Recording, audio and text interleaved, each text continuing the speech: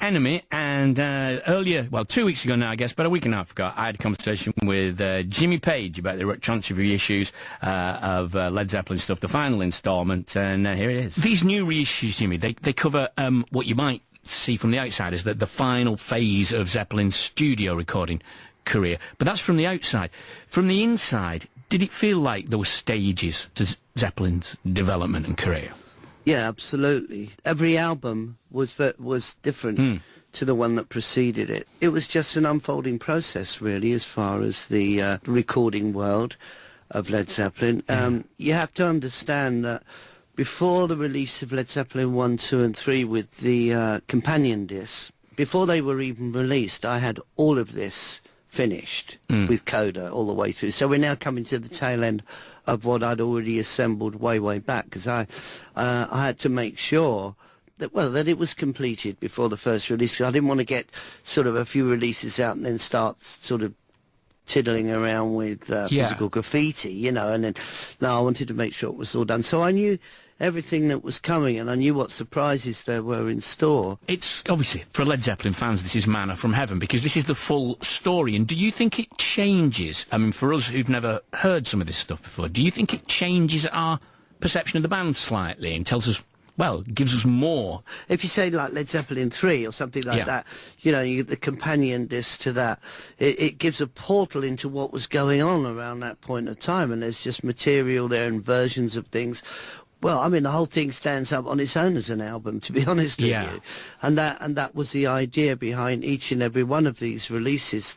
I'm surprised at how much extra material there has been from this reissue and remastering programme, because I think John Paul Jones said once that we pretty much, you know, we didn't do a lot of extra stuff that didn't come out. So how did that happen? Were you surprised too at how much, or did you always know I this knew stuff? what there was. You knew what there was, yeah. No, exactly what there was, but plus I had more of it, because I was the producer of the band, and so I was in the studio on more occasions than the others, you know. I think I definitely surprised John Paul Jones with what there was. It's things that he might not have remembered, but I was very lucky that I had a really good memory recall on all of this stuff, so I knew what I was looking for to complete these companion discs. It was a question of then listening to the tape boxes, because they, you know, some of them might just have the same title on it, even though there's all different versions. Do you see what I mean? Yeah. So it was hundreds of hours of listening, but boy, was it worth it. You know, I mean, it's just such a cool project to have done. As you say, obviously, being the band's producer, your experience and your input and your involvement was much more extensive. So, I mean, and I would imagine, say, Presence, for instance, that meant hard work, because the circumstances of the recording of that record were pretty difficult, weren't they? Well, they're certainly different to any of the other albums, because, you know, Robert had an accident and he was in a wheelchair. In May of '75, we did Earl's Court. We did quite a number of dates, and then Robert and I went off to Morocco, and we said, let's do a bit of travelling. We've done a lot of touring. Let's do some travelling before we all regroup to tour and all the rest of it. But once he had the accident, obviously we couldn't do any of that stuff, but he was very keen to do the album. Then we were in LA and we started doing the rehearsals for it. We did like the whole of the running order of Achilles, but only with one guitar. Right. And I said, well, leave me alone tonight. I'm going to put all the guitar overdubs on it. The other guys went off to a club that night. They came back the following morning. They heard all of that guitar orchestration over everything. And because I'd said, I've got these ideas that I want to do on it, but it was like, well, here you are. This is what it is. You know, Robert's singing his heart out on it. I've been listening to it a lot. I've been living with Presence over the last few days quite a bit again for and I think it's a great record. I think it really has, you're right, it has a kind of defiance and a kind of grittiness about it. I think that's a good way to put it. For Your Life, for instance, is funky. You know, there's funk on that. There's big spaces in it, and of course Achilles is right up there with your most epic and best stuff.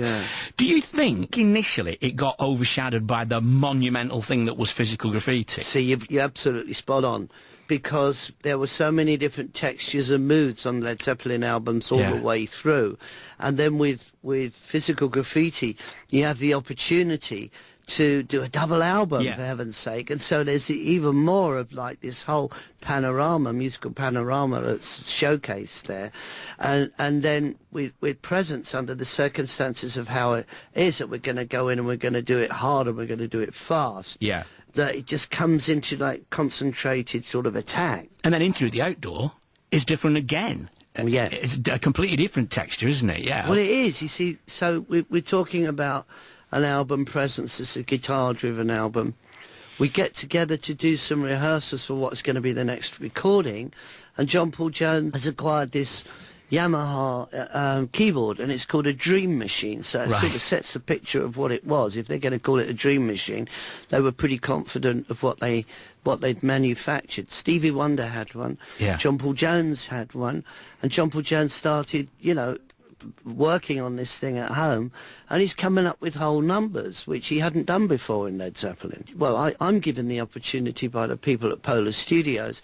Would you consider bringing Led Zeppelin to Polar, because they wanted an international ABBA studio, and they wanted to set it on the international stage. And what better group to bring in if they would come? I said, sure, we'll go over there. So we've got state-of-the-art recording studio at our disposal. John Paul Jones has got this state-of-the-art keyboard, and so we know we're going to have an album which is going to fit the whole role model of all the others. Each album is going to sound different. And we'll hear an example of that in a moment when we finish. But before we do, a couple of things. One, that raises, of course, the mouth-watering possibility that there might have been an ABBA and Led Zeppelin jam, which sounds like heaven to me, but I don't suppose that never happened. I tell you what they did do. We had this sort of allotted studio time. It was said, our engineer said, he said to me, look, they need to have one day back. And they did a song for UNESCO. They did I Have a Dream. Apparently they did it all in one day. Wow. So I thought we were working fast, and after that went, oh dear. Phenomenal, hey? Run the gamut from ABBA to Zepp, from A to Z, We're going to end, Jimmy, with In the Evening. Is this a gizmo that you're playing on the beginning of this? Yeah, it is. It is. Yeah, it was borrowed from the guys in 10cc. Yeah, Lol Creme and Kevin Godley. Yeah, it was their invention, wasn't it, I think? Yeah, that's right. And that's exactly what it is. It's a gizmo. It's a bit of bowed guitar and the gizmo as well. Along with a drone that comes from the Dream Machine. Exactly. So, hey, we've got all elements there, but no, absolutely. Yeah. I borrowed it and they wanted it back, and I never had one after that, so I couldn't use it again. Oh, I'm sure someone hearing this will send you one, Jimmy. I'm sure they will. Well, fantastic. The reissue programme from Led Zeppelin concludes with these deluxe editions of Presence, In Through the Outdoor and Coda, newly remastered by Jimmy, new companion audio, tons of extra stuff. We'll finish with In the Evening from In Through the Outdoor. Thanks a lot for taking the time to do this, Jimmy. Well, thanks very much and happy listening. Take care.